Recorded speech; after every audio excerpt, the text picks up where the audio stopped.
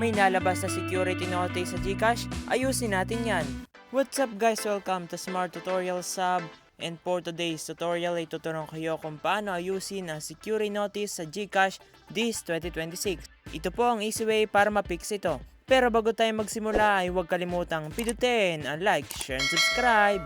Ganito po nalabas dahil in-update po natin ang ating GCash account at ito ang kanyang bagong security features. So ang gagawin po dito ay huwag mong pipindutin yung close at pindutin mo po yung settings.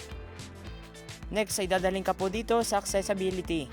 So ang gagawin lang po natin guys ay tingnan yung mga nasa downloaded apps na naka-turn on. So dito po sa akin ay naka-turn on yung Palm Store. So pindutin po natin ito na naka-turn on.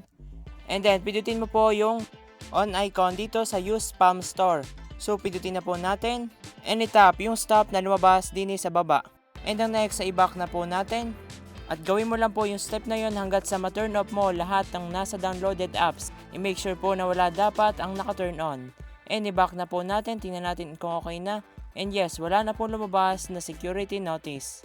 Nabuksan ko na ang GCash account at ganito lang po siya kadali. Thank you for watching at kung natulong kong maayos ang security notice sa GCash, ay tulungan mo naman ako. Pindutin mo ang like, share, and subscribe at panoorin ang next tutorial. Thank you!